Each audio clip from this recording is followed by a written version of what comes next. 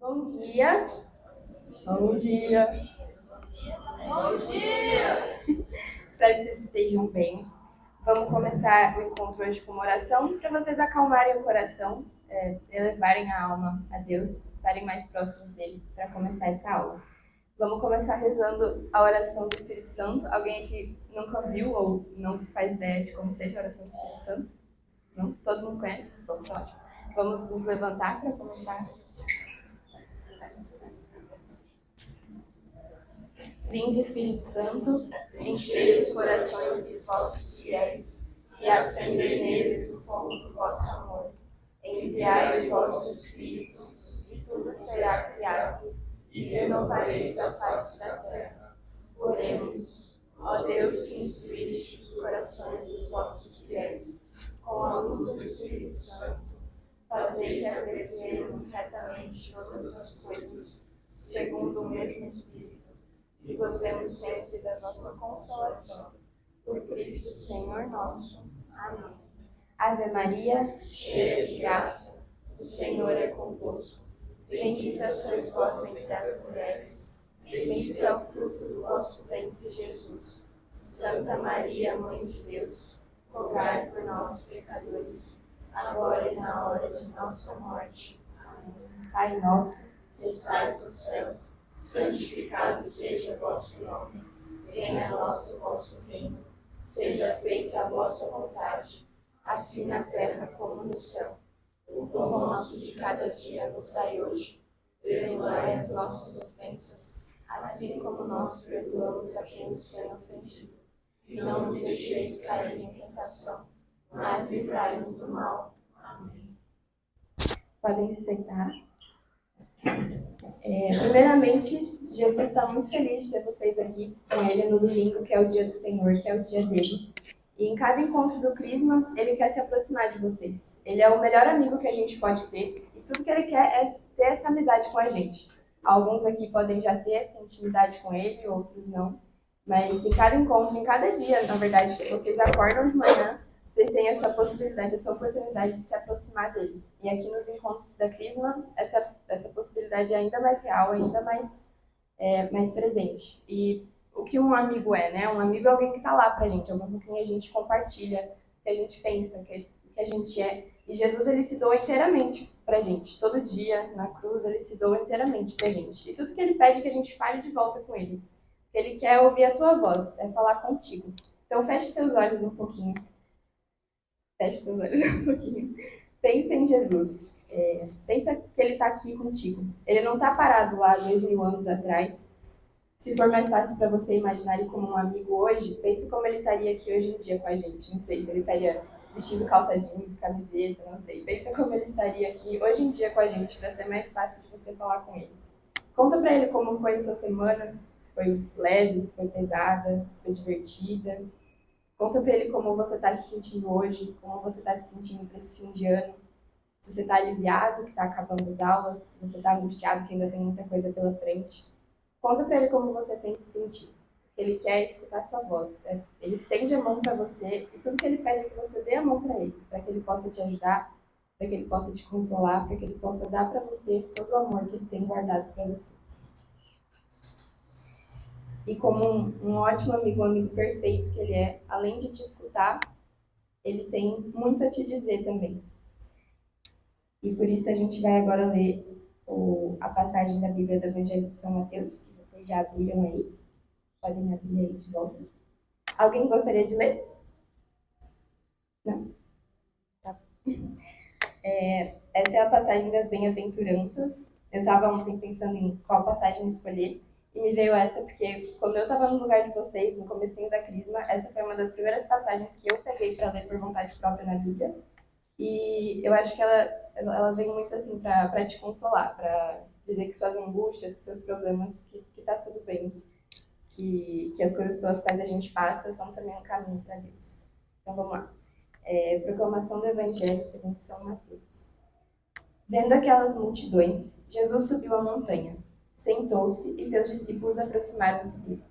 Então, abriu a boca e lhes ensinava, dizendo: Bem-aventurados os que têm um coração pobre, porque deles é o reino dos céus. Bem-aventurados os que choram, porque serão consolados. Bem-aventurados os mansos, porque possuirão a terra. Bem-aventurados os que têm fome e sede de justiça, porque serão saciados. Bem-aventurados os misericordiosos, porque alcançarão a misericórdia. Bem-aventurados os puros de coração, porque verão Deus. Bem-aventurados os pacíficos, porque serão chamados filhos de Deus. Bem-aventurados os que são perseguidos por causa da justiça, porque deles é o reino dos céus. Bem-aventurados sereis quando vos caluniarem, quando vos perseguirem e vos disserem falsamente todo mal contra vós por causa de mim. Alegrai-vos e exultai, porque será grande a vossa recompensa nos céus, pois assim perseguirão os profetas que vieram antes de vós. Palavra da salvação. Glória a vós, Senhor. E agora vamos começar a nossa aula, agora que a gente já está com o coração mais em paz.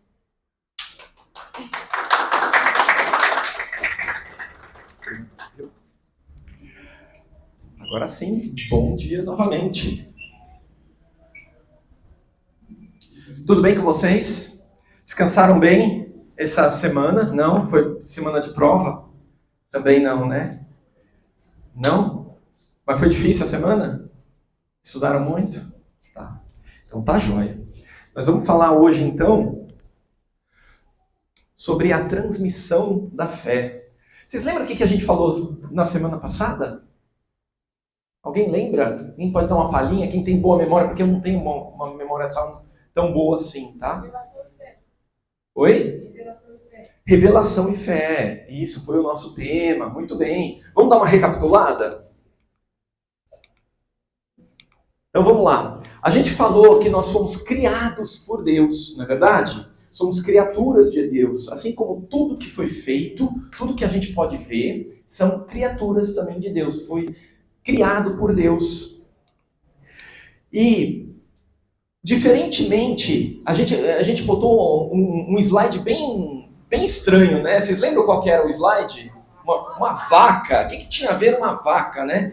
A gente queria dizer o quê? Que a criação, ela tem, para tudo que existia de problema na natureza, a gente tinha uma solução, né? E a vaca foi um exemplo para isso, porque a gente tinha, se na natureza a gente tem sede, a gente tem a solução que é água. Se a gente tem fome, a gente tem a solução que é comida, e assim por diante. Então, a gente sempre encontra a solução das coisas na natureza, e a vaca era o símbolo daquilo, porque a vaca, ela não tinha problema nenhum. Ela comia, ela bebia, ela cruzava com o macho, ela bebia, lambia um pouquinho de sal, e ela não tinha problemas existenciais, né? Ai, meu Deus do céu, ser ou não ser, né? Eis a questão. Ela não tinha isso.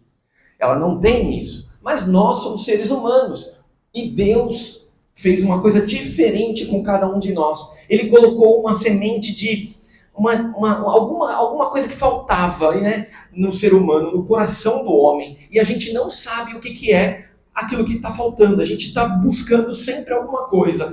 Sempre a gente está insatisfeito, né? Por mais que a gente alcance aquilo que a gente quer, a gente continua insatisfeito, né? E por que isso? Porque a gente viu que Santo Agostinho, um grande santo da igreja, um grande pensador, filósofo, ele virava e falava: meu coração permanece inquieto enquanto não descansa em vós, enquanto não descansa em ti. Então, Deus, ele nos deixou essa marcazinha aqui dentro da nossa alma, de uma vontade dele, que a gente muitas vezes não sabe. A gente tem essa vontade dele, a gente tem esse desejo por Deus, que a gente tem que descobrir aos poucos. Só que a gente viu que muitas vezes nós, seres humanos, a gente recusa a Deus por diversos motivos, sendo que esses motivos podem ser a maldade que você encontra no mundo, os maus exemplos que a gente vê na igreja, enfim, uma infinidade de coisas. A gente acaba recusando Deus. Mas a gente falou também que a gente era capaz de Deus. O ser humano é capaz de Deus. Por quê?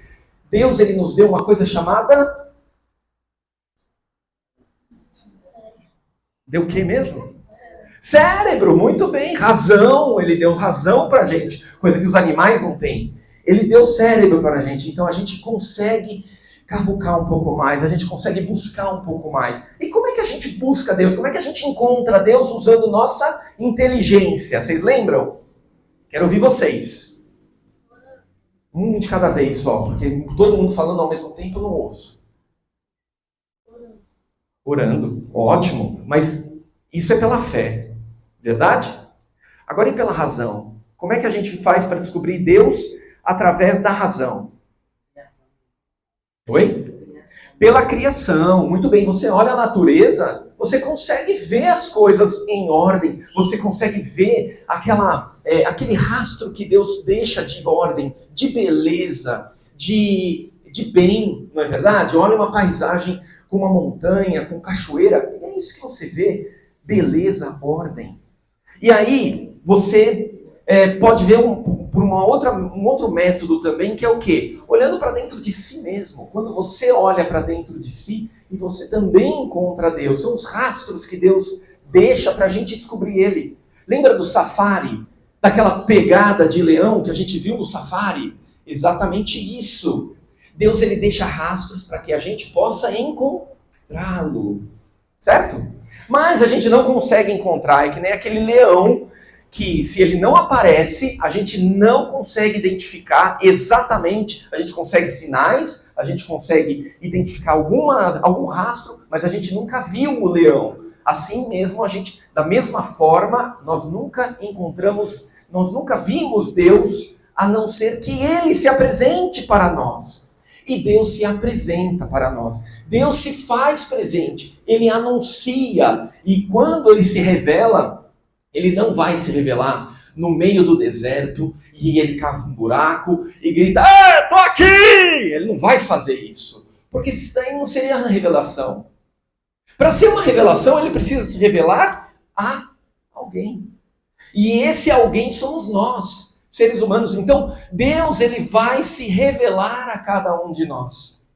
Através de suas alianças do Antigo Testamento, com Abraão, com Noé, com Moisés. Mas a revelação total mesmo vem quando? Vem quando Cristo aparece. Cristo é a totalidade. Cristo é Jesus Cristo, tá? Ele é a totalidade da revelação. É a revelação por excelência. A partir de Cristo, toda a revelação, tudo o que a gente precisa saber, nós já sabemos. Nada mais além disso vai acontecer. Por isso que a gente tem profetas, sim. A gente ainda tem profetas, mas não como os do Antigo Testamento que vão anunciar a salvação. Agora a salvação está no meio de nós. Certo? Então Deus se revela e Cristo é o ápice e a totalidade desta revelação. A nossa resposta, qual seria?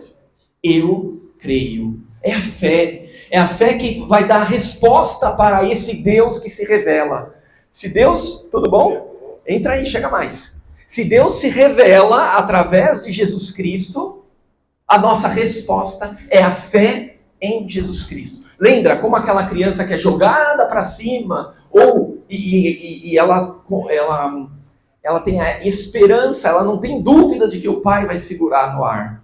Aquela criança que vai se jogar na piscina sem saber nadar, com o risco de morrer afogada, mas ela confia que o pai vai pegar ela para poder não deixar afogar. Não é verdade? Então, essa é a confiança, essa é a fé que a gente precisa ter. Essa é a resposta de que Deus nos pede quando Ele se revela. Ok? Por quê? E porque Deus, quando Ele se revela, Ele não mente, Ele não se engana e não engana ninguém. Isso é uma propriedade muito forte que a gente precisa saber. Deus não se engana. A gente vai ver um pouco sobre Deus, vai estudar um pouco sobre Deus, mas é importante saber que Ele não se engana, porque Ele é perfeito. E Ele não engana ninguém, porque Ele é o sumo bem. Ele quer o bem de cada um de nós. Ok? Então vamos lá. Cristo é a revelação por excelência. quando Cristo aparece, toda a revelação de Deus, tudo aquilo que Deus queria mostrar dele, aparece. Por quê? Quem é Cristo? Alguém quer sugerir quem é Cristo? Ele é Deus. Ele é o próprio Deus que é encarnado.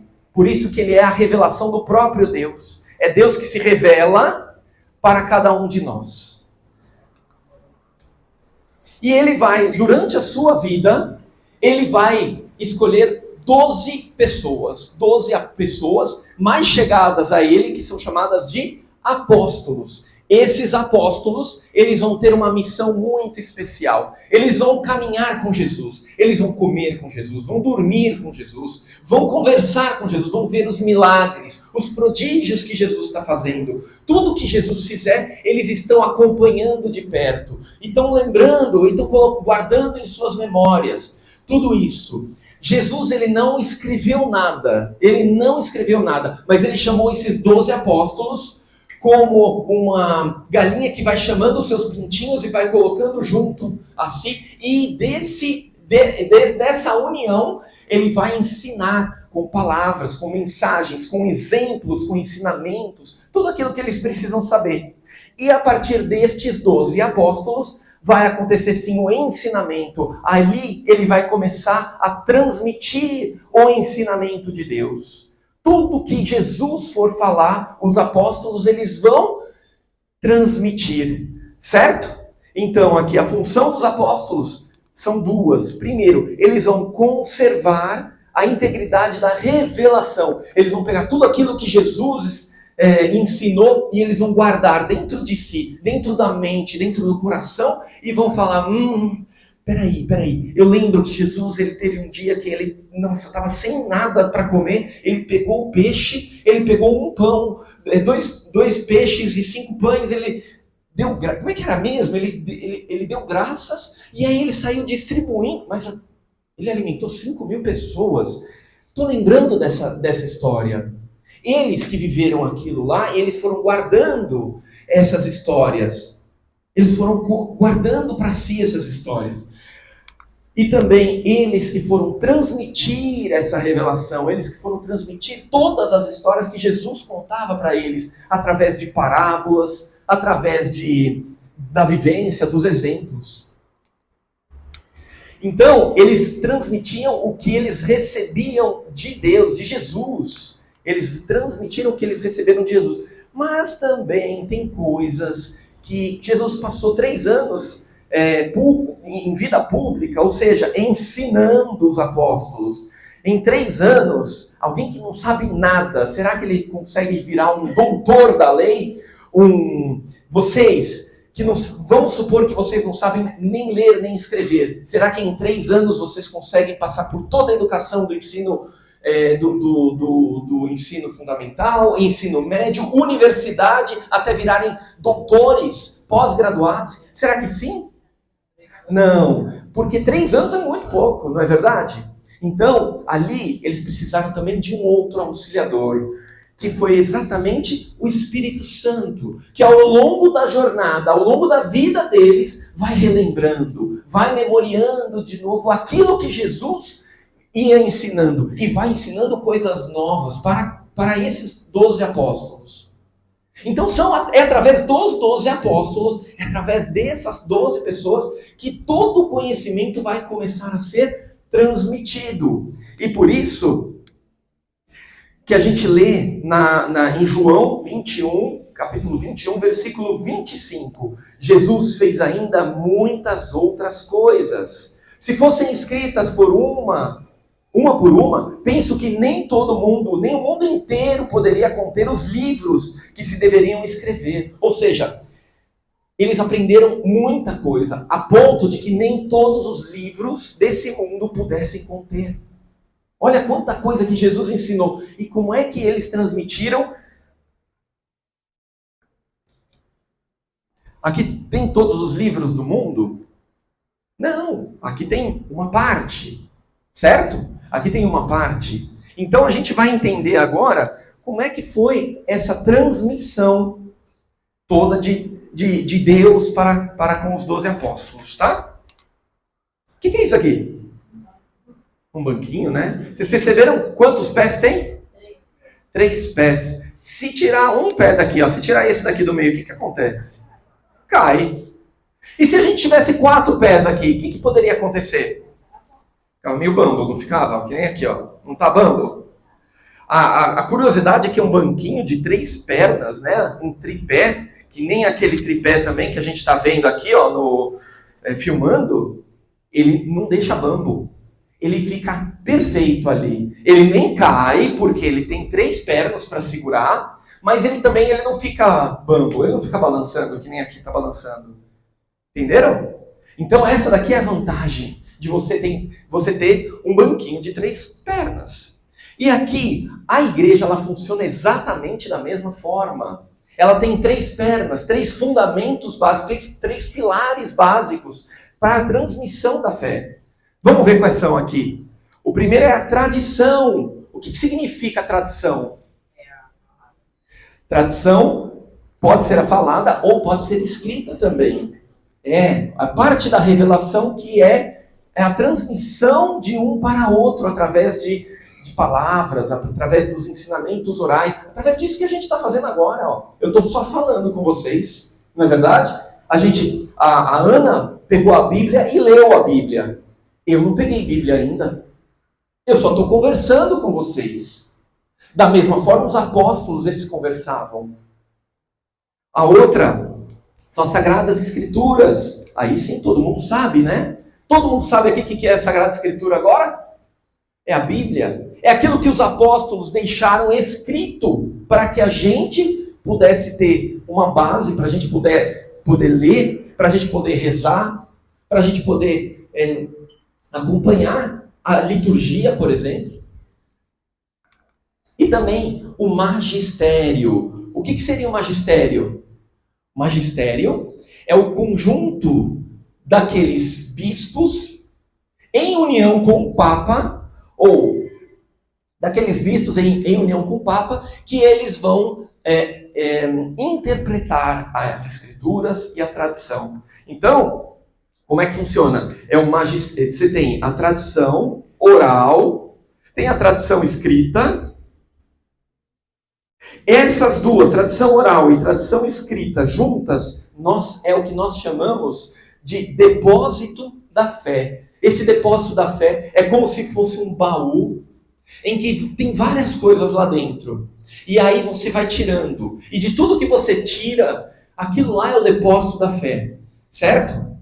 Ele é daquele jeito, tá? Não, quando o último apóstolo morre, mais ou menos no ano 100 depois de Cristo, mais ou menos no ano 100, ali chega o final da revelação. Ali a gente já não tem mais nada a ser revelado. Todo o depósito da fé, ele está completo. Só que esse depósito é aquele baú que você vai tirando e daquelas coisas velhas você vai tirando coisas novas. Daquele mesmo depósito você vai cavucando e vai descobrindo coisas novas. Vocês já fizeram arrumação no quarto de vocês? Oi? A interpretação, muito bem. Vocês já fizeram arrumação no quarto de vocês? Aquele baú cheio de... quando vocês eram pequenos, cheio de brinquedo, onde vocês começavam a cavucar e olhavam aquele brinquedo que fazia tempo que vocês não olhavam e falavam: nossa, eu tinha perdido isso. Agora eu recuperei, eu trouxe de volta, eu trouxe à tona de novo, e eu olho agora com outros olhos, com olhos diferentes, porque eu estou mais maduro, eu sou agora um jovem, eu não sou mais criança, e eu consigo olhar aqueles brinquedos de antigamente, e olho, bato o olho e falo: uau, eu estou olhando, me vem uma memória muito boa, muito agradável, mas eu olho de uma forma diferente. Da mesma forma, o depósito da fé, ele é aquilo que você começa a cavucar, e você tira coisas novas, um sentimento novo, uma interpretação nova, algo novo, de uma coisa que já existe desde sempre. O depósito da fé fechou. O livro da Bíblia, depois da morte de São João, que ele escreveu o último livro do Apocalipse, o que aconteceu? Ele fechou, acabou. Não tem mais nada para ser escrito. Nada mais. Nenhum ensinamento novo. o que você vai ter vão ser interpretações daquele mesmo ensinamento.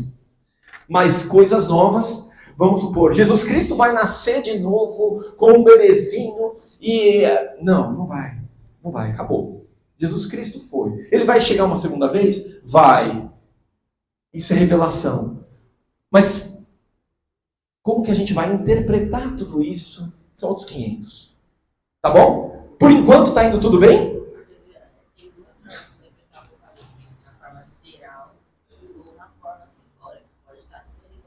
Exatamente, a gente vai chegar nisso. Então vamos lá.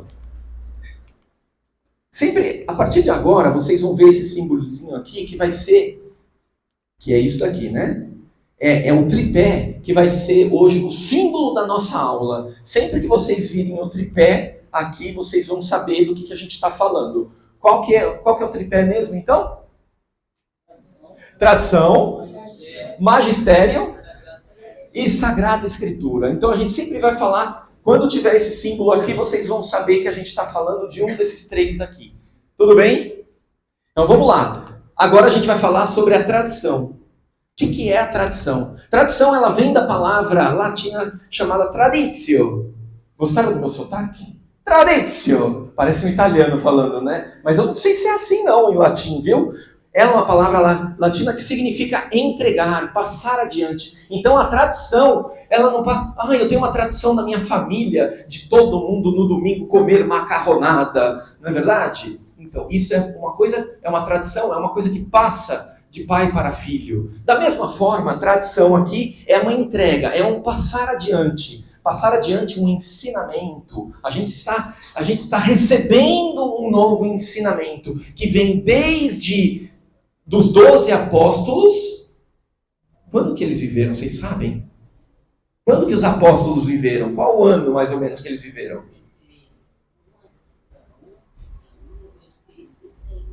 Entre 1 e 100, né? Faz 2000 anos que os apóstolos viveram e morreram. 2000 anos. Ou 1900 anos, que é quase lá, né? Então, faz 2000 anos que essa tradição vem passando de geração em geração. Através de quem? Os apóstolos vão passar para quem?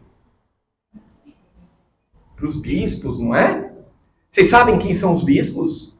Não? Os bispos, eles são a cabeça da igreja de alguma diocese. Hoje a gente está na diocese de Santo Amaro. Ela vai desde o aeroporto de Congonhas até longe, é bem longe, viu? Sabe Itanhaém, na praia? Vocês conhecem a praia? Então, São Paulo faz divisa com Itanhaém. Só para vocês terem uma ideia do tamanho de São Paulo. Vai até lá. Até a divisa com Itanhaém. Pega São Paulo praticamente inteira. Isso, um único bispo toma conta de toda essa região. Vocês sabem o nome do nosso bispo? Dom José Negri. Ele é o nosso bispo. Certo? Então é ele quem comanda a igreja de toda essa região. E ele é um sucessor dos apóstolos. É um sucessor monge, né? Porque faz 2000 anos, né? Não é que o Dom Negri tem 2000 anos, hein? Se alguém falar para Dom Negri que eu disse que ele era velho, vai se ver comigo, hein? Ele não tem 2000 anos, não, tá? Mas ele veio recebendo essa tradição. Ele veio recebendo. Faz 2000 anos que a igreja vai passando de um bispo para o outro, de um bispo para o outro, até chegar Dom José aqui na nossa diocese de Santo Amaro. O bispo da arquidiocese é o arcebispo da arquidiocese, né? Arque significa grande, né? Acima, né? Uma hierarquia acima. E ele é o Dom Dino Scherer, tá? Ele também recebe dos 12 apóstolos. E tem um apóstolo, um bispo que ele se destaca de todos. Vocês sabem quem é? Um bispo só. Oi? O Papa! O Papa é um bispo também. É o bispo da cidade de Roma. E por ser o bispo da cidade de Roma, ele recebe a transmissão da fé dele, a sucessão apostólica, a gente chama de sucessão apostólica. Ele recebe de Pedro. Então é Pedro que é a cabeça, é o príncipe dos apóstolos, ele vai passando para outro bispo, que é chamado de Papa. Morreu o Papa, outro bispo assume, que também é chamado de Papa. E assim por diante, até chegar a quem hoje? Quem é o nosso Papa hoje? Papa Leão XIV. Papa Leão XIV recebeu do Papa anterior. Vocês lembram o nome do Papa anterior? Francisco. E o Papa Francisco recebeu de quem? Vocês lembram? Bento, tá ficando difícil, hein? Bento XVI. E o anterior? João Paulo II. E assim por diante. Vocês entenderam? E quando você vai remontando isso para trás, vocês vão chegar aonde? Em Pedro. O Pedro é aquele que teve maior intimidade com Cristo. É ele a quem Cristo deu as chaves do céu. O que ligares na terra será ligado no céu. O que desligares na terra será desligado no céu. Foi essas as palavras que Jesus fala para o primeiro Papa. Ok? Os nossos ensinamentos, eles são recebidos pelos apóstolos. Então, tudo que a gente crê hoje, tudo que a Igreja Católica crê, é o que os apóstolos criam. É o que eles acreditavam, é o que eles nos passaram. E por isso a gente já falou da sucessão apostólica. Tudo bem? Por enquanto está tranquilo, né? Ótimo. E a gente tem a tradição, que ela é oral e escrita, como a gente já vinha falando também. A tradição, ela pode ser por palavras ditas, palavras faladas, ou por palavras escritas. Exatamente. A palavra escrita é a Bíblia. Você tem a tradição de uma forma geral, como o depósito da fé. Aí você tem uma tradição que é oral, e essa tradição é com T maiúsculo. Dentro dessa tradição com T maiúsculo, você tem a tradição oral e a tradição escrita, que é a própria palavra da Bíblia. Opa, tá aqui, da Bíblia. Tudo bem? Por enquanto, está fazendo sentido? Tem alguém dormindo aqui? Então tá bom, se tiver, acorda, dá uma espreguiçada. Mas são mais de 10 horas já, né? Então, nós não somos a igreja das Sagradas Escrituras, mas sim da tradição apostólica. Olha só, é diferente. Muitos de nós aqui, e eu digo por mim, porque eu tive uma influência protestante, evangélica, muito grande dentro da minha família. Em que, vocês sabem que o protestante fala? Eles falam o seguinte: eu acredito só na Bíblia. Se não tiver na Bíblia, eu não acredito. Isso daí é o que eles chamam de sola escritura. Somente a escritura que eu acredito. O resto eu não acredito. Se não tiver escrito na Bíblia, eu não acredito. Alguém já ouviu dizer sobre isso? Quem já ouviu? Levanta a mão. Na aula de história? Vocês também já ouviram? Tem familiar que fala isso? Eu tenho na minha família, muito próximo, né? Só que o católico é diferente. O católico, ele crê sim, muito na Bíblia, 100% na Bíblia. Mas ele não tem só a Bíblia como fonte de revelação. Qual que é a fonte de revelação do católico? São 3, lembra? Vamos lá. Tradição, magistério e a Sagrada Escritura. Por quê? Por que 3? Porque eu não sei se vocês já sabem, alguns de vocês podem saber, outros não. Mas... Oi? Eu ia falar de uma outra forma, muito bom, mas eu ia falar de outra forma. Eu ia falar o seguinte: quando a gente vê na política do Brasil, por exemplo, eles sempre falam que a gente tem 3 poderes, né? O poder legislativo, executivo e o judiciário, não é verdade? Tem um tripé também para tentar não cair, mas a gente tá meio manco hoje, não tá não?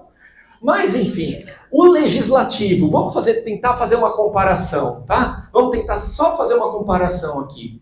O legislativo, a gente vai tentar comparar mais ou menos, deixa eu voltar aqui, com as Sagradas Escrituras.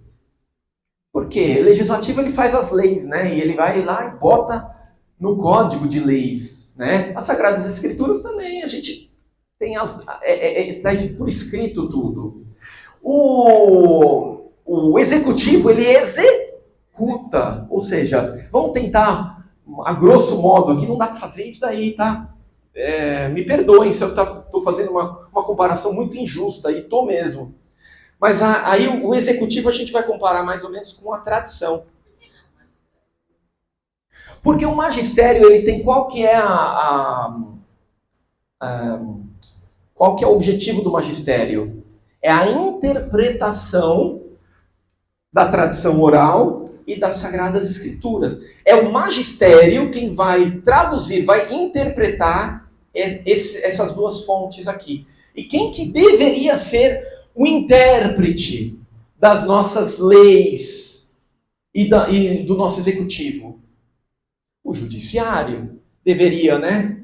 Mas ali que está o nosso amiguinho lá, o tal de Xandão, ou Alexandre, ele ignorou tudo isso daí e agora está roubando o cenário para eles, né? Mas não é essa a intenção. Aqui a gente não vai falar de nada de política, mas só estou fazendo uma comparação aqui para vocês entenderem que o magistério é quem olha as Sagradas Escrituras e a tradição, e é ele quem deve interpretar. É ele quem vai interpretar. Isso já falamos.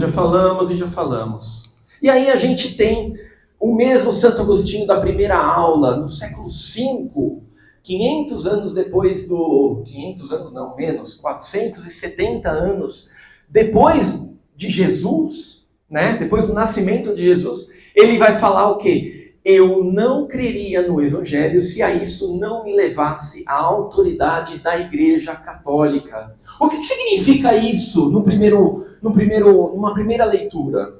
Significa que a gente é de uma igreja que crê numa pessoa. A gente não crê num livro. A gente não acredita no livro. A gente não segue um livro. Nós seguimos uma pessoa. Eu estou até reformulando, não é crer, mas é seguir, tá? Então, nós não seguimos um livro. Nós seguimos uma pessoa. E essa pessoa tem nome. Qual o nome dele? Jesus Cristo. Nós cremos em Jesus Cristo. Nós seguimos Jesus Cristo. Jesus Cristo é a palavra de Deus. Jesus Cristo é o verbo de Deus. Em latim, verbum. Se você pegar em grego, é logos. Se você pegar em hebraico, é dabar. Esse verbo, essa palavra de Deus que a gente fala, é o próprio Deus. É Jesus Cristo. Ele é a palavra. Certo? E aí, nós recebemos de Jesus Cristo através dos apóstolos. Os apóstolos receberam como? Vocês lembram se eu falei que Jesus Cristo sentou um dia na escrivaninha dele, lá na casa, na marcenaria de José, e começou a escrever os evangelhos? Ou sentou com João? João, senta aqui do meu ladinho. Vai escrevendo aquilo que eu vou te ditar. Será que foi assim? Não foi. Então Jesus Cristo ele só ensinou por palavras, por ensinamentos, pelos feitos e milagres. E durante pelo menos 20 anos, depois da morte dele, ainda só era assim que as igrejas eram formadas. As pessoas, elas eram ensinadas através de ensinamento, através do Black, ó. O que a gente está fazendo agora? É só através da conversa. Durante 20 anos, até que finalmente alguém resolveu escrever a primeira carta do Novo Testamento. Mas quando ele escreve essa primeira carta do Novo Testamento, já existia ensinamento durante 20 anos, já existia igreja durante pelo menos 20 anos. Pelo menos. Aí, vamos começar a escrever. Começa durante os anos 70. Não, dos anos 60 até os anos 100, quando eu falei que fecha, durante esses 40, 50 anos, As pessoas estão ainda escrevendo o Evangelho, as cartas do Novo Testamento. Todo o Novo Testamento, toda a Bíblia ainda está sendo escrita. Temos igreja já? Sim ou não? O que vocês acham? A igreja já foi formada? A igreja já está sendo espalhada pelo mundo afora? Sim ou não? O que vocês acham? Claro que sim. Mas como se não existe ainda uma Bíblia? Porque tudo é conversado ainda. Vocês entendem? Vocês estão entendendo por que a gente não tem a Bíblia como a única fonte? Porque muitas palavras, muito foi ensinado que não cabem nos livros que a gente vai ler, não dá para... Uma biblioteca inteira não teria capacidade de suportar tudo aquilo que a gente está aprendendo. E aí, depois que o último apóstolo morre, fechamos a Bíblia, tudo mais, agora sim, temos uma Bíblia que nem essa daqui, bonita, né? Tem capa dura, tem um imãzinho aqui para fechar, muitas delas tem zíper, né? Para você fechar o zíper. Que maravilha! Foi assim? Também não. Teve uma briga lascada dentro da Igreja Católica para a gente saber quais eram os livros que eram aceitos como palavra e revelação de Deus, e teve livros que a gente não sabia direito. Os bispos e os grandes santos, eles discutiram muito. Durante 300 anos houve discussão para saber se vai entrar um livro aqui na Bíblia ou não entra. E aí sim, beleza, passaram-se então 100 anos de escritura, passaram mais 300 anos, já estamos no ano 400, e agora sim, nós temos a Bíblia fechada, com capa dura, com zíper, e um imãzinho, e essa daqui que ela está até com a edição do Rambo, né? Ela é do exército, né? É assim? Não, ainda não, porque eles escreviam em pergaminhos, e cada pergaminho desses daí, meu Deus do céu, para juntar esses livros aqui, você precisava ter uma biblioteca inteira de pergaminhos. Era muito difícil você ter uma Bíblia em casa, você não tinha, as pessoas não sabiam ler, não sabiam escrever, e tudo isso foi sustentado e foi guardado pela Igreja Católica. Então, eu só estou querendo dizer que a Bíblia, sim, é muito importante, mas ela não tem, na história, ela não tem condição de ser a única fonte. Ela tem outras fontes, e a nossa fonte de revelação é a tradição, que eu falava aqui. A tradição é uma outra das fontes de conhecimento. Ok? Mas agora a gente vai falar também um pouquinho da Sagrada Escritura. É um livro que Deus inspirou. Os livros são sagrados. Deus inspirou. Deus conservou esses escritos por séculos. Foi Deus quem conserva através da igreja. Deus, ele inspira e escreve através da igreja. Deus, ele conserva por séculos através da igreja. E, finalmente, Deus inspira a igreja a reconhecê-los como verdadeiros. É a igreja quem tem essa missão de escrever, guardar e reconhecer. A Bíblia, ela nasce dentro da Igreja Católica. Ela é fruto dessa Igreja Católica. Ela não caiu de paraquedas. Ela não caiu feita. Ela não caiu feita. Ela não caiu com zíper e tudo. Vocês estão entendendo? Por que é tão importante a tradição oral? Por que é tão importante o magistério? Quem tinha pergunta? Diga. O Antigo Testamento, a Torá, é igual ao Antigo Testamento ou ela tem mais ou menos? A Torá do Antigo Testamento, ela é igual ao nosso Pentateuco aqui, né? Que são os 5 livros? Sim, é igual. Tá? O Pentateuco é igual.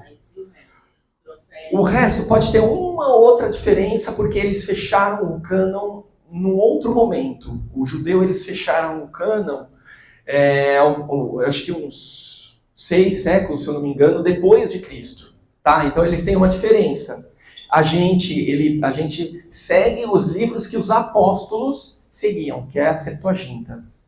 E aí é uma história longa que eu acho que não vai valer a pena a gente entrar aqui. Depois a gente conversa no particular, se for o caso. Mas é por isso que protestantes e católicos têm versões diferentes de Bíblia. E por isso que a gente precisa ter uma Bíblia completa. O católico, eu vou mostrar para vocês, tem 73 livros, enquanto os protestantes têm 7 livros a menos. Eles tiraram 7 livros dos católicos, tá? Mas a gente chega nisso. Tudo bem por enquanto? Então eu estava falando que Deus é o autor principal. É Deus quem escreve, quem é o autor principal. É Ele quem escreve os livros. Mas é Ele quem usa a mão e escreve? É Ele quem... Não. Quem são os autores, quem escreve propriamente dito, a gente chama de agiógrafos. Eles são os autores secundários. Agiógrafo é aquele varão apostólico, aquele apóstolo, que ele vai sentar e vai escrever. Tudo aquilo que Deus pede para ele escrever. Será que é como o Chico Xavier? Vocês sabem quem é Chico Xavier? Aquele espírita que ele baixava a cabeça, ele já morreu, tá? Mas ele baixava a cabeça e começava a escrever assim. Uma letra estranha, né? Como que se ele tivesse possuído por um espírito e ele sai escrevendo. Será que era assim? Ele perde a consciência? Não. Os agiógrafos eram pessoas, eram grandes apóstolos, né? Ou varões apostólicos, como a gente fala, porque nem todos eram apóstolos. Mas eles recebiam de Deus a inspiração. Por exemplo, vamos tentar traduzir. É como se eles estivessem rezando e Deus falasse para eles: olha, eu quero que você escreva o seguinte, eu quero que você escreva aqui que eu estava sozinho, não existia nada antes de mim, e de repente eu falei, eu vou começar a fazer a minha criação. E eu demorei um tempo para fazer a criação, eu não fiz tudo de uma vez. Eu demorei um tempo. Demorei, sei lá, um X tempo aí. E aos poucos eu fui fazendo a criação, desde da luz, depois eu fiz a água, eu separei a água da terra, depois eu separei o céu da terra, e assim eu fui fazendo a lua, aí eu fui fazendo. Agora eu quero que você escreva. Então, aí o que acontece? Esse agiógrafo, ele vai começar a pensar e vai falar, nossa senhora, peraí, eu tenho alguns elementos aqui que Deus está me falando para escrever. Tá bom, deixa eu pensar aqui. E aí ele começou a escrever. Você quer ler para mim? Vem cá. É que é muito pequena a letra aqui, eu já não tenho mais... Você vai tentar? Você não enxerga? Deixa eu ver, acho que enxerga, sim. Enxerga. Aqui, ó. Onde? Lê do primeiro aqui até aqui. Eu falo para você parar. Tá bom. E aí ele escreveu assim, ó. A criação. No princípio de Deus, criou o céu e a terra. A terra estava sem forma e vazia. As trevas cobriam o abismo e o Espírito de Deus pairava sobre as águas. Deus disse, faça-se a luz, e a luz foi feita. Deus viu que a luz era boa, e separou a luz das trevas. Deus chamou a luz dia e as trevas noite. Sobreveio a tarde e depois a manhã. Foi o primeiro dia. Tá bom, acho que tá bom. Parabéns. Muito bem. Obrigado pela ajuda. Então, vocês entenderam que aqui Deus ele vai colocando alguns poucos elementos e aí o agiógrafo, essa pessoa que vai escrever a palavra, ele vai contar uma história. Ele vai falar de uma forma, nesse caso aqui, ele vai falar de uma forma bem poética, né? Deus, deixa eu pegar de novo aqui, né? Mas ele vai falar o quê? Peraí. Próxima vez eu trago uma letra maior, tá? Porque essa daqui tá bem pequenininha. No princípio, Deus criou o céu e a terra. Olha que lindo, né? Parece um poema falando. A terra estava sem forma e vazia. As trevas cobriam o abismo. Nossa, olha isso, né? E aí Deus fez a luz, né? Aquele Fiat Lux. Deus separa o que é luz, o que é trevas. O que é luz ele vai chamar de dia, e o que é noite, o que é trevas ele vai chamar de noite. Vocês viram a poesia que está por trás disso? É lógico que aqui a gente não está falando de uma coisa literal. A Bíblia ela não tem a intenção de ser literal, tá? Para os cientistas. Então, quando a gente ouve isso, e a gente vai ouvindo que ele fez isso no primeiro dia, no segundo dia ele fez outra coisa, no terceiro ele fez mais coisa, e assim por diante. Quando ele vai trabalhando nos 6 dias e no 7º ele descansa. Deus precisa, você acha que precisa de descanso? Também não. Então tudo é uma poesia, é uma forma literária que Deus vai se usar, ou o agiógrafo vai se usar, para exprimir um ensinamento para cada um de nós. É a mesma coisa quando vocês pegam um livro e aquele livro vai falar: eu estava com a minha amada sentada e vendo o pôr do sol. Gente, posso fazer uma pergunta? Pôr do sol existe ou não existe?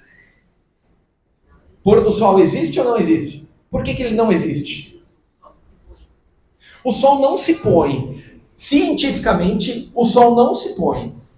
É um absurdo isso que eu estou falando, né? Como assim, Ivan? Existe sim um movimento de rotação da Terra, em que a cada vez que a Terra gira, o Sol dá a impressão de que ele vai se pôr. Mas ele não se põe, ele está parado lá. Ele não se põe propriamente dito. Mas é bonito, é poético. E ninguém contesta que o Sol se põe. Da mesma forma, aqui, a Deus, ele não tem a intenção de ser científico. E nem por isso o que está escrito aqui não é verdade. Nem por isso, quando a gente fala que o sol está se pondo, é uma mentira. Não é mentira, mas é a forma como você está passando a mensagem. É diferente, é mais poética. Tudo bem? E aí a gente tem que a Bíblia ela é cristocêntrica. A Bíblia ela é dividida em 2 partes. Quem sabe me dizer? Antigo Testamento e Novo Testamento. Alguém sabe o que quer dizer testamento? Peguei vocês agora, hein?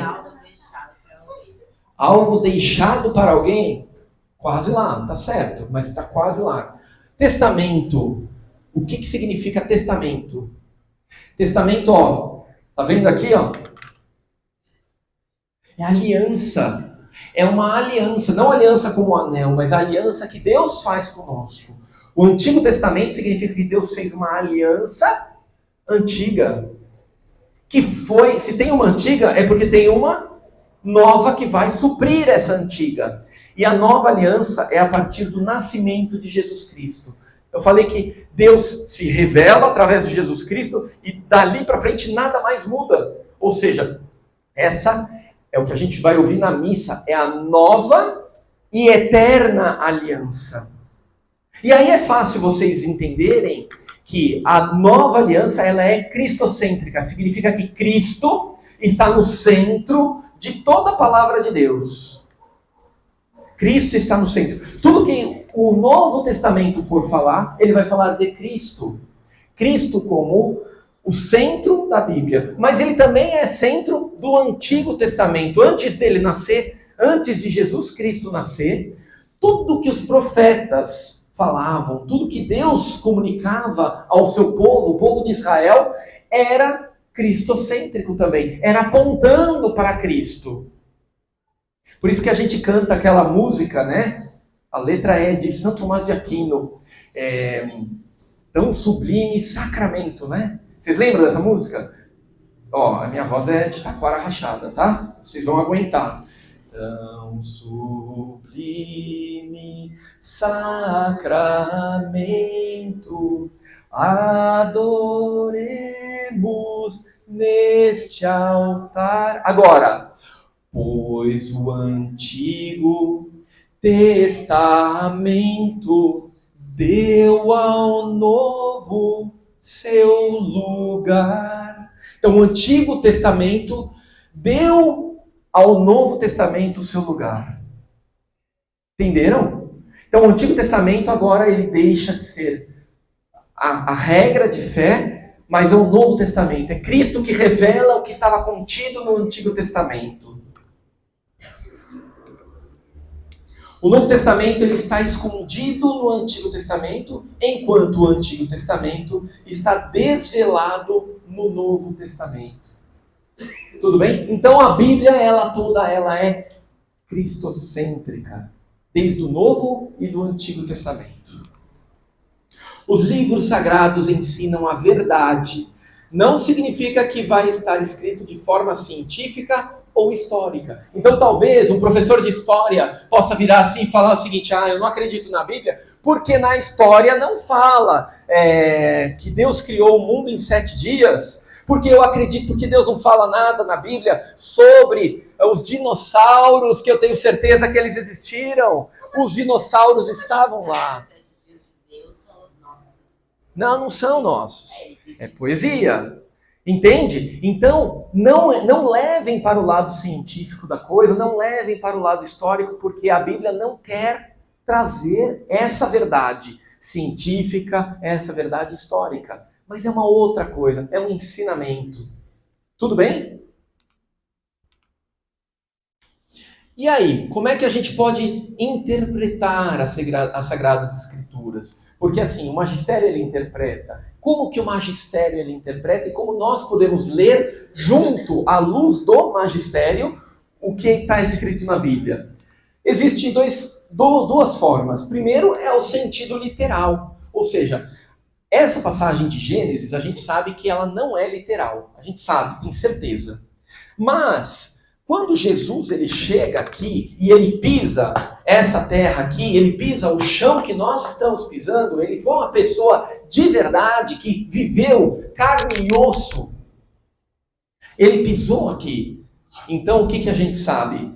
Que tem algumas coisas que são sim literais. Quando Jesus sobe na barca de Pedro e começa a pronunciar e a ensinar aquilo que ele quer ensinar para o seu povo, isso é literal, ele subiu mesmo, ele estava na beira do mar da Galileia e ele sobe num barco. Esse barco era de Pedro. O Pedro, ele tinha documentação lá, ele tinha o brevet, ele tinha lá, sei lá, o nome do documento que o piloto do barco lá, o Marujo lá, eu não sei qual é o documento, porque eu não sei nada de barco, mas ele era o dono daquele barco, ele tinha todos os documentos daquele barco, Pedro. E Jesus, ele sobe sim naquela barca de pescador e ele começa a falar e a ensinar as pessoas que estavam na praia. Isso é literal, dá para você entender como literal. Mas também existe um outro sentido, um sentido que é espiritual, que vai além daquela literalidade, além daquele você ler e você interpretar, você imaginar a cena. E são 3 os sentidos que a gente tem. Bom, mas antes de falar dos sentidos, esse sentido espiritual é como se Jesus, ele sobe na barca de Pedro. Sim, o que significa? Qual é o sentido da barca? Barca significa a igreja. A igreja era de quem? De Pedro. Pedro é o apóstolo principal, né? É o Papa, é o príncipe dos apóstolos. E Jesus, ele sobe na igreja, ele sobe na barca, sobe na igreja e ele vai pronunciar para aquelas pessoas que estão fora da igreja, para que eles se aproximem da igreja e vão aprender com a igreja católica. Vocês entendem que aqui tem um outro sentido? Você não tem agora um sentido literal, mas você tem uma simbologia por trás. Você tem uma barca que simboliza a igreja católica. Você tem Pedro como dono, como o principal daquele barco, que ele é o Papa, é a autoridade daquela igreja. E você tem Jesus que sobe, que está na barca, ele está falando através da igreja. Faz sentido agora? É um outro sentido, um sentido que não é literal, mas sim ele é espiritual, ele é mais simbólico. Conseguem entender isso? Então, a gente tem 3 formas de entender essa simbologia, esse sentido espiritual. Então é o analógico é o que devemos crer. Tem também o moral. É o que devemos crer, é o que devemos fazer, é o moral, o sentido moral, é o que devemos fazer. E um que é uma palavrinha bem chata aqui, é anagógico, é diferente. Anagogé significa subida, ascensão, significa para onde que nós estamos indo, para onde? Para cima, tá? E aí você tem para onde devemos ir, tá? Então vou pegar uma passagem aqui. Vocês conhecem a passagem de Moisés, por exemplo? Moisés, ele vai, exatamente, Moisés ele vai pegar o povo que estava sendo oprimido lá no Egito, ele vai pedir para o faraó sair, o faraó não deixa sair, e ele vai fazer o quê? Pega todo mundo e leva no meio do deserto, né? Depois que o faraó deixa, mas ele volta atrás, né? Uma história mais complicada. Mas ele consegue levar o povo dele. O faraó, ele se arrepende de ter deixado e ele sai correndo atrás do povo para tentar escravizá-los novamente. Só que aí, Moisés e todo o povo de Israel está lá no Mar Vermelho e na frente é mar e atrás tem os egípcios. Ele não tem mais onde escapar. Quando ele bate o cajado na água e o mar se abre. Isso é literalmente o que aconteceu, gente. É o sentido literal. E eles passam a pés enxuto. E quando eles atravessam o Mar Vermelho, com aqueles paredões enormes de água de um lado e de outro, o que acontece? Terminaram de passar, as águas voltam ao seu leito normal. E os egípcios que estavam correndo atrás deles... Vocês já assistiram o desenho, O Príncipe do Egito? Alguém assistiu? Legal, não é? É mais ou menos isso que acontece. E aí quando... Eu estou dando spoiler porque é o final do desenho, não é? É o final do desenho. E aí quando eles chegam no final, a água volta e afoga todos os egípcios que estavam perseguindo ele. Então, o que acontece?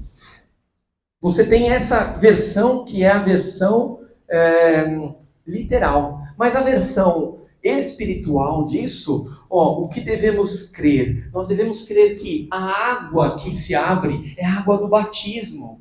Então nós somos libertados daquela escravidão do pecado, assim como os judeus foram libertados.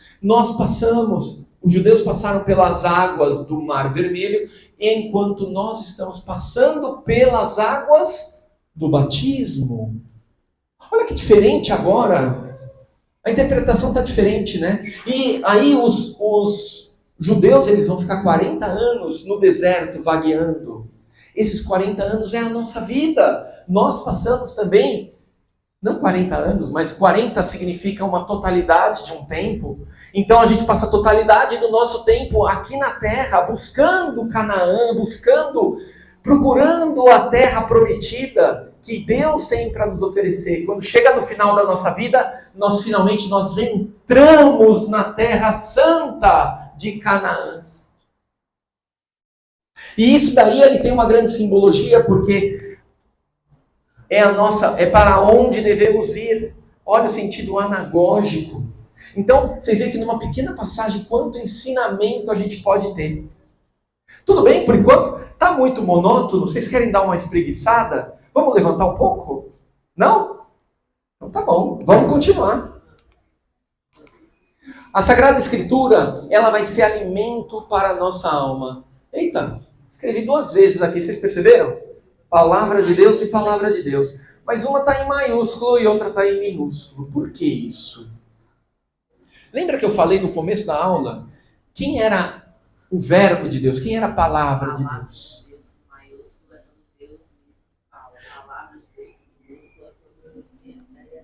palavra de Deus maiúsculo é o verbo de Deus. É o verbo que se fez carne. É o próprio Jesus Cristo. Então nós nos alimentamos da palavra de Deus, do verbo de Deus, do próprio Jesus Cristo. E aonde que a gente aprende que a gente vai se alimentar de Jesus Cristo? Na Santa Missa, na comunhão, não é verdade? E aqui, palavra de Deus com P minúsculo. Exatamente, são as palavras que Deus inspirou. Isso aqui é muito importante a gente saber. Por quê? Porque nossos irmãos protestantes, eles insistem em confundir essas duas palavras aqui.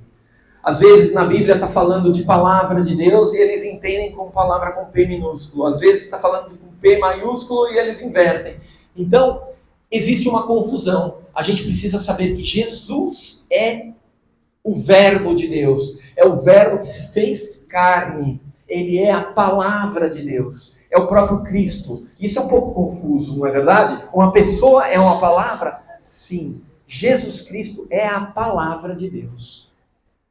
Ok? Além disso, a Sagrada Escritura, ela proporciona crescimento pessoal e progresso espiritual. Então nós aqui vamos sempre incentivar vocês. No começo da aula, a Aninha trouxe aqui o quê? Trouxe a palavra de Deus, a leitura. Para que vocês tenham familiaridade. E seria muito importante se vocês abrissem todos os dias um pequeno capítulo da Bíblia e lesse, tá? E eu vou ensinar vocês. Felipe, faz um favor para mim. Você está numa página qualquer aberta, eu não sei qual que é, mas provavelmente é do começo da aula, né? Vê o tamanho do capítulo. O capítulo que começa aqui, ó, no 5, e termina onde? Aqui. Quanto que deu daqui até aqui? Fala em voz bem alta para todo mundo ver que eu não estou influenciando. Qual que é o tamanho? É uma página, uma folha, 3 páginas, 5 folhas? Quanto foi? Uma, 2, 3 páginas. Começou daqui e terminou daqui, né? Isso. Então você tem uma página, 2 páginas. E só. Isso aqui. Então, esse capítulo aqui deu uma folha. É bastante uma folha para ler? Pouco, né? Eu quero que vocês façam isso, então. Abra em qualquer lugar. Pegam mais no começo, mais no final. Vê quanto que dá. Quanto que dá de... E eu posso garantir para vocês que eu vou estar certo, tá? Quanto que dá um capítulo de qualquer livro que vocês abrirem? Salmo, né? Isso, vamos chegar lá. Deu muito? Gente, para falar para vocês que na Bíblia, a média, né, os capítulos maiores de todos, que são esses daqui do Evangelho, é uma folha. É uma folha. São os maiores capítulos. Se você abrir em outros que não são o Evangelho, vai ser uma página, que é metade de uma folha. É pequeno. E se vocês tiverem a perseverança de ler um capítulo por dia só, um capítulo, e não de qualquer jeito, peguem do Evangelho, né? Peguem o começo do Evangelho, que é Marcos, Mateus, Lucas. Pegam um desses 3 e comecem a ler. Depois vocês vão para João, e depois a gente vai evoluindo. Mas quem tiver essa curiosidade, começa a fazer todos os dias só um capítulo. Tá? Vocês vão ver que vai mudar. O crescimento pessoal e o progresso espiritual vai começar a acontecer na sua vida. Diga. Até que parte da Bíblia a gente sabe que não é necessariamente verdade. Não, tudo na Bíblia é verdade. Tudo na Bíblia é verdade. Literalmente, você pode se você pegar um historiador, ele pode ter uma outra visão histórica. E você pode pegar isso aí também como... Mas vai depender. Tem gente que fala, não, Jesus não passou por isso ou passou por aquilo. E assim, o importante não é necessariamente você pegar a literalidade, mas sim o ensinamento. Tá? Existe a parte literal que é importante também, mas o primeiro homem que a gente tem certeza que, da Bíblia, que pisou essa terra aqui, ele chama Abraão. Antes disso a gente não sabe. Então pode ser que seja uma história que está sendo contada de pai para filho e que tem essa simbologia. Então, não necessariamente a vida começou só com um par de pessoas. Pode ser que sim, pode ser que não, a gente não sabe. Eu queria saber sobre a Alex Divina. Ah, é isso que a gente está falando agora, Alexio Divina. E essa daí, Alexio Divina, você pegar a Bíblia e ler um capítulo por dia.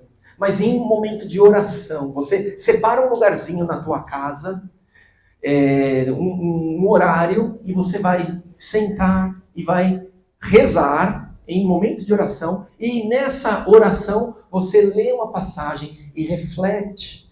Reflete aquilo que você está lendo. Mas tem as passagens específicas. Não. Dia, ou não? Não, você pode começar agora a rezar a Bíblia, e aí a minha indicação, não comece da página 1. Vocês comecem do Evangelho, que é o mais gostoso, é a vida de Cristo. É o que é um sabor diferente. Vocês vão pegar da página 1, vocês não vão entender nada. E vai ser chato muitas vezes. Mas a partir do momento que você pega a vida de Cristo, que é o filé mignon da Bíblia, é gostoso de ler, saber um pouco mais da vida de Cristo. Não, imagina Levítico é melhor. Oi? Levítico é melhor para ler. Não É o entendi. mais interessante, Levítico. Levítico? Ou Números. Então, tá, para ele mas eu vou dar a dica para vocês. O mais interessante de todos é a vida de Cristo. Por quê? Vocês têm aqui, eu quero que vocês me deem exemplos de algum ídolo de vocês. Algum ídolo, alguém que vocês admiram absurdamente. Quem tem? Jesus, lógico, mas outros, fora da igreja. No mundão aí. Quem que vocês admiram? Oi? Ana Castela. Você gosta dela? Bastante? Eu nem sei quem é. Você já leu a biografia dela, alguma coisa da vida dela? Olha que legal, depois você me conta quem que é, porque eu não sei quem que é. Mas é uma pessoa que te impacta, não é verdade? Tem alguém que tem também alguma pessoa que seja importante, que vocês acham a biografia interessante? Oi? Tem que dar vivo. Pode estar vivo, pode estar morto, não tem problema. São Francisco, quem? Não quero saber do mundo, não pode tirar da igreja, pode deixar fora da igreja. Quem? Sorriso Maroto, aê! Você gosta de Sorriso Maroto? Conhece tudo da vida do grupo? Conhece? Olha só, então vocês que conhecem da vida dessas pessoas, vocês se interessaram pela vida deles porque eles são interessantes, né? Imagina Jesus Cristo, então. Imagina Jesus Cristo que há 2000 anos é a pessoa simplesmente mais importante, independente se você acredita ou não, mas ela é a mais importante de toda a história. É aquela que dividiu a história em antes de Cristo e depois de Cristo. É aquela que todo mundo fala. Quando a gente mora na cidade de... Qual a cidade que você mora? São Paulo. Por que ele é São Paulo? Porque ele seguia quem? Ele seguia Cristo. Ele era um santo que tinha Cristo como exemplo. Quem mora aqui Vila Alexandria, que a gente está aqui hoje. Vocês moram na Vila Alexandria. Quem mais? Vila Alexandria é um bairro que a gente tem aqui logo atrás da igreja, né? Por que chama Vila... Obrigado. Por que chama Vila Alexandria? Por causa de uma santa, chamada Santa Catarina de Alexandria. E ela vivia aos montes de Jesus. Então, quando você vai na Praça da Sé, tem o quê? Tem a Catedral da Sé, que é o quê? Catedral é a igreja de Jesus. Ou seja, tudo remete ao Cristo. E se tudo remete ao Cristo, como é que a gente não sabe quem é Cristo? Então a gente precisa saber, a gente precisa conhecer um pouco da história dele. Tá? E os evangelhos vão justamente contar essas histórias. Eu acho que eu tenho que correr um pouquinho mais aqui. Conhecer a vida de quem que é o modelo por excelência, que é o próprio Jesus, é isso que a gente está falando. O livro é uma palavra viva e eficaz. Então, quando você fizer a tua Lexio Divina no quarto, escondidinha, você vai ler e você vai se colocar no meio da história. Quando eu estava falando aqui de Jesus que sobe na barca e começa a fazer o ensinamento, eu queria que você se imaginasse como um espectador, como alguém que está escutando a palavra de Deus. E como que você vai ruminar isso dentro do teu coração, como você vai mastigar isso com carinho, com delicadeza, até que toda essa palavra ela entre no seu coração. Tudo isso em oração, para fazer muito sentido. Ler com reverência e oração. E é assim que a gente faz, ok? Todos os dias um pouquinho. Quem quer fazer essa experiência aqui? Levanta a mão. Você quer fazer? Vamos fazer junto? Ler um capítulo por dia? Pode ser? Quem mais quer acompanhar? Vamos fazer? A gente começa de São Marcos. São Marcos ou Mateus? Vamos pegar do Mateus, que é o primeiro evangelho. Tá bom? Pega o capítulo 1. Amanhã você pega o capítulo 2 e assim por diante. Diga. Onde? Você já faz. Parabéns. Isaías. Você já leu o quê? Não, é como meu pai fala. Tá ótimo. Tá ótimo. Muito bom. Joia? Então vamos lá. A Bíblia é, como eu estava falando, uma grande biblioteca, num único livro só. É uma grande biblioteca onde você tem vários livros. Então você tem aqui, ó, a divisão da prateleira é em Antigo Testamento e Novo Testamento. Esse Antigo Testamento nós temos a começar por 5 livros que é chamado de Pentateuco. Gênesis, Êxodo, Levítico, Números e Deuteronômio. Esses livros aqui são a Torá que o Davi estava falando. São os livros que são também cridos. Eles são os livros dos judeus também. Aliás, toda essa prateleira aqui desse lado, o Antigo Testamento, os judeus também têm. Tá? Vou seguir aqui, senão não consigo, tá? São livros separados, mas está tudo na mesma Bíblia. O conjunto de todos esses livros aqui é a Bíblia. Tá? Aí a gente tem 16 livros que são históricos. Vai falar sobre Josué, Juízes, Samuel, Crônicas, Reis, Esdras e assim por diante. Mais 7 livros sapienciais, como o livro de Jó, Salmos, Provérbios, Eclesiastes. Mais 18 livros proféticos, Isaías, Jeremias, Baruque, Ezequiel, Daniel, etc. Até que a gente chega aqui no Novo Testamento, Mateus, Marcos, João e Lucas. Temos os Atos dos Apóstolos, as cartas paulinas e as 7 cartas católicas. E, finalmente, para finalizar, o Apocalipse, para fechar tudo. E aí, eu vou te falar, inclusive, uma aqui que me chamou bastante atenção, que é essa daqui, ó. Vocês conseguem ler aí do fundo? Carta aos Coríntios. Tem algum corintiano aqui? Quem é corintiano? Levanta a mão. Aí, ó. Carta aos Coríntios. Parabéns. Salva de palmas aí para os corintianos, não? Cadê? Ninguém, né? Mas sabe por que vocês não estão aplaudindo? Porque você sabe que Coríntios vem de Coríntios, que eram as pessoas que viviam na cidade de Corinto. E a cidade de Corinto ela foi convertida por uma pessoa chamada São Paulo! Por essa vocês não esperavam. Cadê os São Paulinos aqui? Aê! Muito bem, muito bem. Mas vocês São Paulinos também não fiquem felizes, não. Não fiquem felizes porque na carta a São Pedro, Deus vai falar o quê? Sede santo, porque eu sou santo. Sede santos. Tem santista aqui? Parabéns, santistas! Muito bom, que legal! E aí eu vou falar o seguinte para vocês, santistas. Não fiquem felizes, porque eu quero saber, tem algum palmeirense aqui? Sim ou não? Cadê os palmeirenses? Ah, que legal! E aí em Apocalipse, capítulo 20, versículo 25, está escrito... Palmeiras não tem mundial. Brincadeira, gente, brincadeira. Só para tirar um pouco do gelo, tá? Estamos falando de 46 livros no Antigo Testamento, 27 livros no Novo Testamento. Um total de 73 livros. 73 livros que eles se misturam dessa forma aqui, ó. Cada filetezinho é uma correspondência. Aqui vocês têm os livros, os 77 livros, com os seus respectivos capítulos e tamanhos de capítulos aqui embaixo. E aqui vocês, cada linha dessa é o capítulo 1 de Gênesis, que vai se relacionar com o último capítulo do último livro, que é o Apocalipse. Olha quantas linhas tem aqui que se relacionam entre elas. Vocês estão vendo quanto que relaciona? Imagina uma pessoa escrever e relacionar isso tudo aqui. Isso daqui, ó, são 73 livros em um espaço de 1.500 anos. 1.500 anos escrevendo.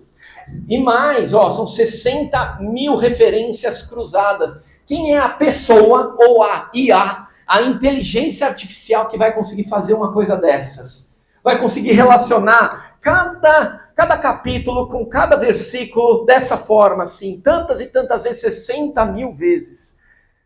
É só Deus para fazer uma coisa dessa? Em 1.500 anos, é só Deus para fazer uma coisa maravilhosa dessas, né? E aqui, ó, vocês vão ver algumas das editoras católicas que produzem, que traduzem os livros, a Bíblia, e que são aferidas pela igreja e falam, olha, você pode usar essa Bíblia, que é uma Bíblia católica, não é uma Bíblia protestante, não é uma Bíblia que foi feita de qualquer jeito. Não, aqui você tem a Bíblia católica que a igreja permite, que ela aconselha você a comprar e a estudar. Porque aqui não tem falta de livro, não tem problema de tradução e está tudo bem, ok? Vamos falar rapidinho então agora sobre o magistério. O magistério a gente já falou que ele é composto pelo Colégio dos Bispos em união com o Papa. Então todos os bispos, enquanto estiverem em união com o Papa, eles são o magistério. E eles vão fazer a interpretação da Bíblia. Eles que interpretam a Bíblia. Eles são responsáveis não só pela interpretação da Sagrada Tradição, do depósito da fé. Lembra que eu falei de tradição com letra maiúscula? É o depósito da fé? Sob a ação do Espírito Santo. Então é o Espírito Santo que desce sobre esses bispos e eles fazem aquela interpretação correta da Bíblia. E aqui, ó, deve estar em comunhão com a tradição e as Sagradas Escrituras. Ele não, lembra do tripé? Ele não pode falar alguma coisa que está em contradição, alguma coisa que a Bíblia não fala ou que a tradição não fala. Sempre tem que estar em unidade. Se estiver fora de unidade, alguma coisa está errada. Mas o magistério não fala nada fora dessa unidade. E aqui eu vou mostrar para vocês um videozinho para vocês entenderem a importância desse magistério. Segura aí.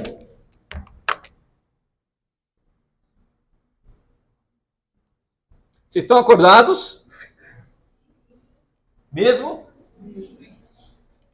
Vamos lá.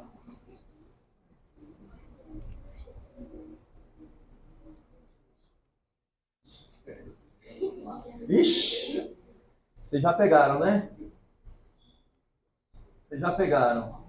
Então, peraí que eu vou aumentar aqui. Eu não sei como que eu vou aumentar ainda.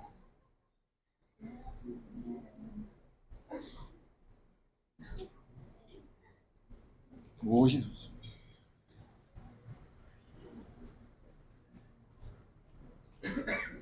Vamos ver se vai.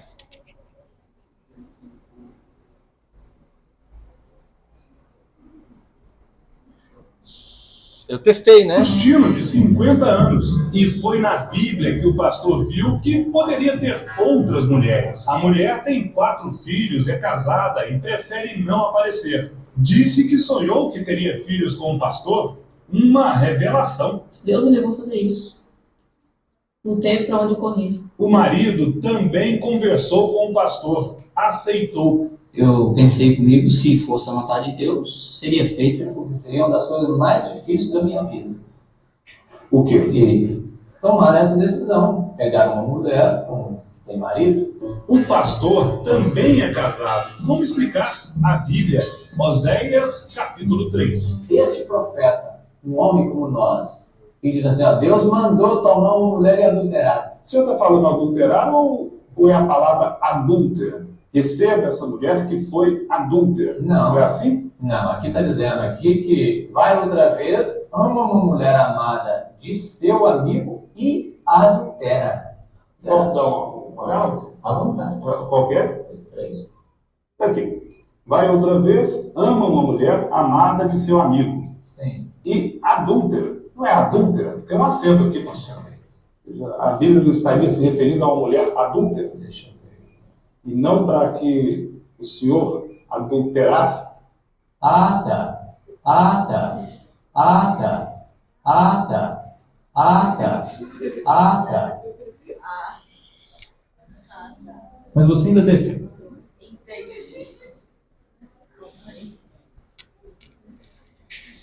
Peraí. Cadê?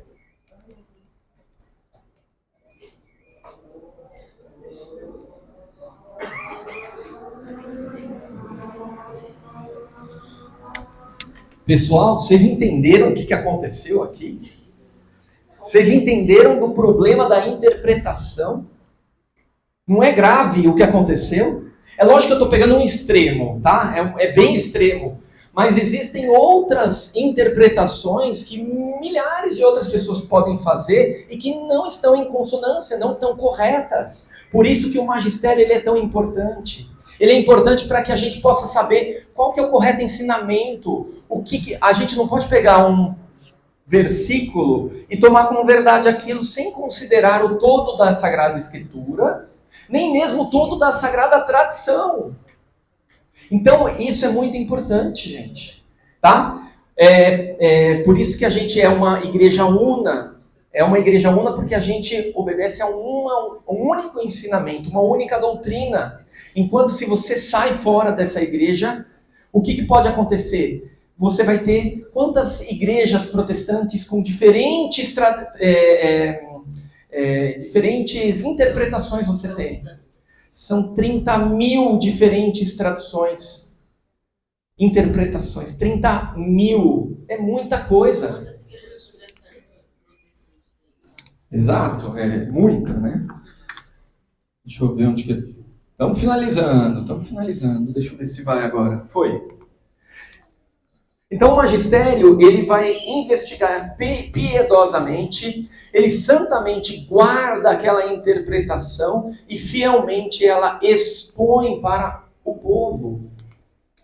Os fiéis, eles devem receber docilmente os ensinamentos e diretrizes dadas por seus bispos. Afinal, estamos falando de muitos bispos e 2.000 anos de história. Quem sou eu? Eu tenho 47 anos de idade. Quem sou eu para discutir com gente tão gabaritada quanto os bispos e 2.000 anos de história? Vocês entendem a importância de a gente ser dócil aos ensinamentos da igreja? Quem vos ouve, isso daqui é uma palavra de Jesus que está na Bíblia. Quem vos ouve, a mim ouve. Quem vos rejeita, a mim rejeita. E quem me rejeita, rejeita aquele que me enviou. É Jesus Cristo falando isso para os apóstolos. Quem ouve vocês, apóstolos, é a mim que está ouvindo. Quem rejeita vocês, apóstolos, bispos, é a mim que está rejeitando. E se vocês estão rejeitando a mim, vocês estão rejeitando também a Deus. Então a gente tem que seguir aquilo que os apóstolos, aquilo que os bispos, eles estão nos mandando fazer docilmente. Tudo bem? E aqui eu queria trazer essa imagem. Nós estamos terminando já, deixa eu ver só que oração. Ixi, 11h35, eu vou falar rapidamente. Alguém sabe o que é dogma aqui? Dogma. Sabe o que é dogma?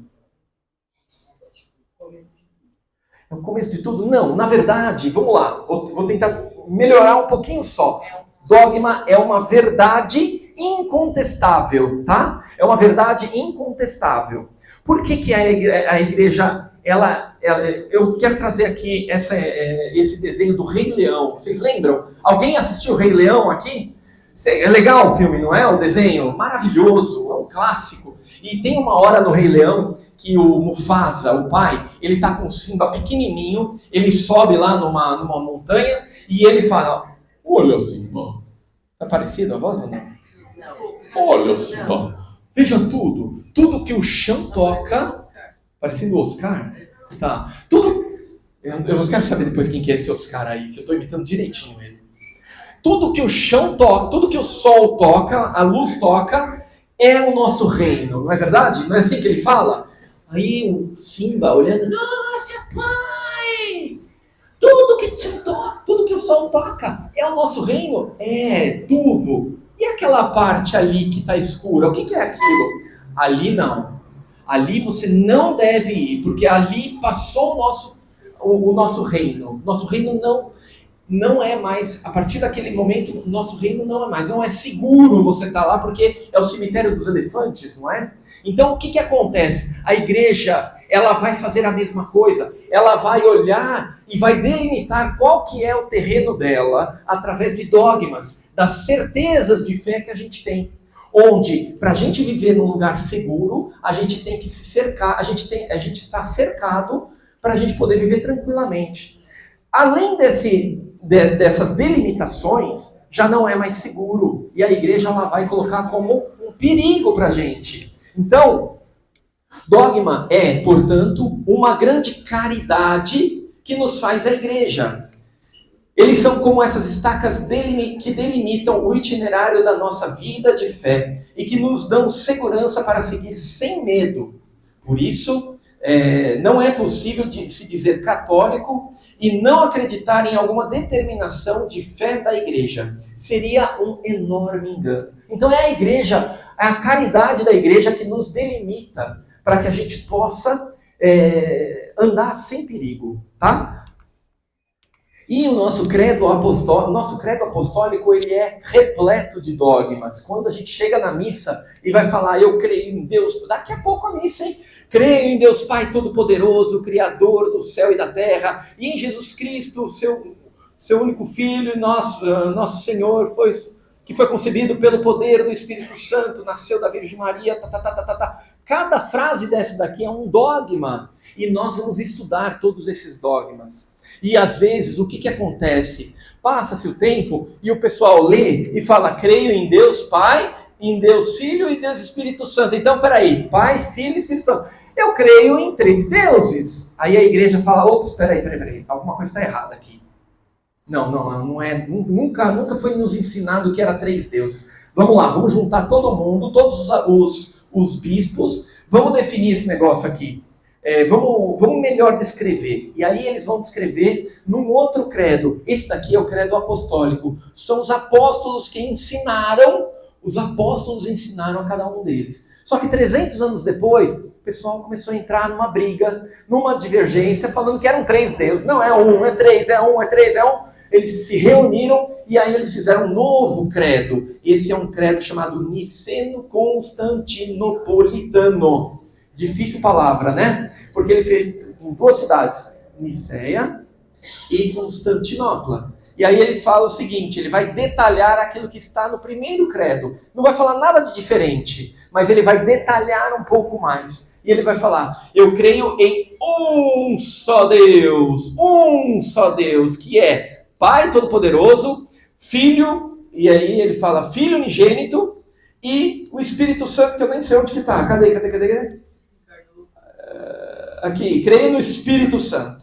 Aí ele vai detalhar quem que é o Filho unigênito de Deus. Ele é nascido do Pai, antes de todos os séculos. Ele é Deus de Deus, luz da luz, Deus verdadeiro de Deus verdadeiro. Então ele vai detalhar um pouco mais. Mas não aquelas verdades que foram faladas no credo apostólico, elas permanecem. Aqui ela é detalhada um pouco mais. Então, os dogmas, eles servem para isso.